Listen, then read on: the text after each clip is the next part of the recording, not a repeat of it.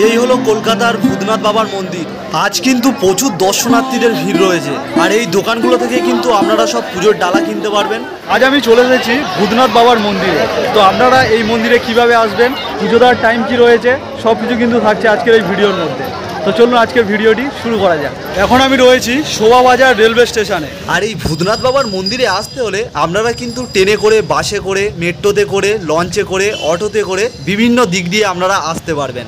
যেমন আমি এসেছিলাম ট্রেনে করে আসতে হলে কিন্তু আপনারা কলকাতার চক্করেল ধরে শোভাবাজার আইডিটলা রেলওয়ে স্টেশনে আপনারা যদি নামেন, তো এখান থেকে কিন্তু মাত্র 5 মিনিটের হাঁটা পথ। এবং আপনারা যদি বাসে করে আসেন তাহলে কিন্তু শোভাবাজারের দিকে যেই বাসগুলো আসে সেই বাসে করে আপনারা এখানে চলে আসতে পারবেন।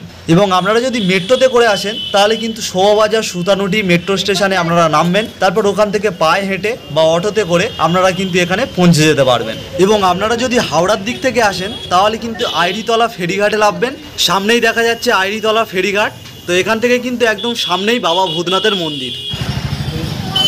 এবং যেহেতু শ্রাবণ মাস, শ্রাবণী মেলা চলছে, তো সামনে দেখা যাচ্ছে একটা কিন্তু বড় লাইটিংয়ের গেট। তো এখান দিয়ে কিন্তু আমাদেরকে ভিতরে প্রবেশ করতে হবে।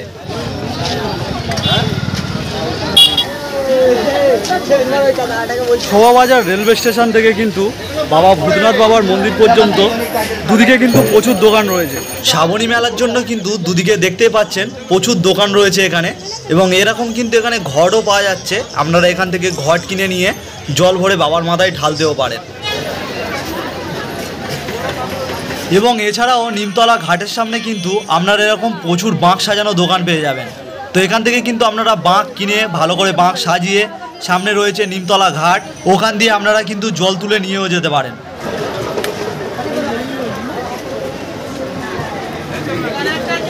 বলতে বলতেই কিন্তু পৌঁছে গিয়েছি নিমতলা ঘাটের ঠিক সামনে। আর ওই দেখতে পাচ্ছেন ওটাই কিন্তু নিমতলা ঘাট। তো চলুন ওখানে যাওয়া যাক।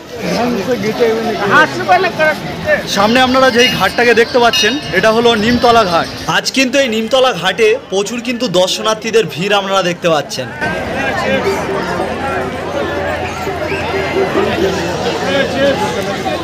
আর এই নদীটা কিন্তু হলো আদিগঙ্গা বা হুগলি নদী। এবং এখন কিন্তু ঘড়িতে বাজে 5:30, আর কিছুক্ষণ পরে কিন্তু সন্ধ্যা নেমে যাবে। এবং এখানে দেখতে পাচ্ছেন বাবার ভক্তরা কিন্তু স্নান করছে, অনেকে কিন্তু বাঁকে করে এখান দিয়ে জল নিয়ে যাচ্ছে।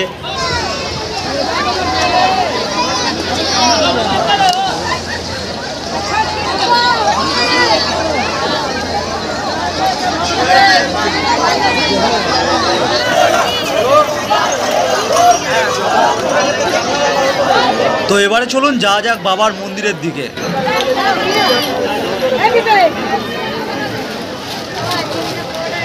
এবং এখানে ওপরটার দিকে দেখুন পরপর কিন্তু পতাকা দিয়ে খুব সুন্দর কিন্তু এখানে সাজানো হয়েছে। এবং এর পাশ দিয়ে কিন্তু শুরু হয়ে গেছে লাইন দিয়ে সব দোকান। এই দোকানগুলো থেকে কিন্তু আপনারা ভূতনাথ বাবার পুজো দেওয়ার জন্য পূজার সব ডালা পেয়ে যাবেন। এখানে কিন্তু ডালা শুরু হচ্ছে মাত্র 51 টাকা থেকে। এবং আপনারা যদি বেশি দামের ডালা কিনতে চান তো তাও পেয়ে যাবেন 501 টাকা, 1001 টাকা, যার যেরকম সামর্থ্য সেই অনুযায়ী কিন্তু পুজো দেওয়ার জন্য এখান থেকে ডালা কিনতে পারবেন।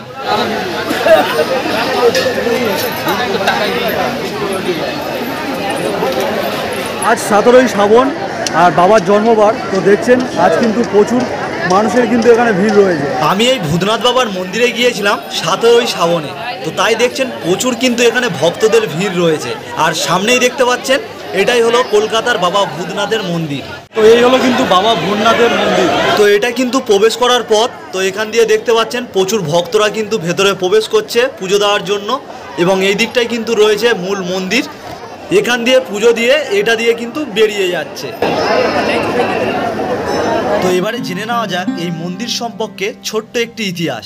বাংলার প্রাচীন এবং বিখ্যাত মন্দিরগুলির মধ্যে অন্যতম হলো এই নিমতলার ভূতনাথ মন্দির। এই মন্দিরের ভূতনাথ হলেন ভগবান শিব। এখানে ভগবান শিবের নটরাজ রূপ কিন্তু আপনারা দেখতে পাবেন। মন্দিরের উৎস সম্পর্কে বেশি কিছু কিন্তু জানা যায় না, তবে প্রচলিত কথা অনুযায়ী বারাণসীর এক সাধু এসেছিলেন এই হুগলি নদীর তীরে। তিনিই মন্দিরের শিবলিঙ্গ প্রতিষ্ঠা করেছিলেন এবং স্থানীয় এক শ্মশান থেকে পোড়াদের ছাই নিয়ে পূজা শুরু করেন ভগবান শিবের। প্রায় 300 বছরের বেশি ধরে এই রীতি কিন্তু আজও চলে আসছে। এখনো কিন্তু দিনে দুবার এই জ্বলন্ত চিতার ছাই দিয়ে হয় বাবার ভস্য আরতি। এবারে কিন্তু আপনাদেরকে জানিয়ে রাখি মন্দিরে পূজা দেওয়ার টাইমটা। প্রতিদিন মন্দির ওপেন থাকে থাকে ভোর 4টে থেকে দুপুর 12টা পর্যন্ত। তারপর দুপুর 12টা থেকে বিকেল 4টে পর্যন্ত কিন্তু মন্দির পুরোপুরি বন্ধ থাকে। তারপর আবার ওপেন হয় বিকেল 4টে থেকে রাত্রি 10টা পর্যন্ত এবং সকাল 6টার সময় হয় জ্বলন্ত ছায়ের ভস্য আরতি এবং দ্বিতীয়বার বাবার ভস্য আরতি হয় রাত্রির 8টার সময়। এবং মন্দিরের মধ্যে যেহেতু ক্যামেরা অ্যালাও নয়, তাই কিন্তু আমি আপনাদেরকে এখান থেকে দেখানোর চেষ্টা করছি বাবাকে এখান থেকে দর্শন করা যায় কি।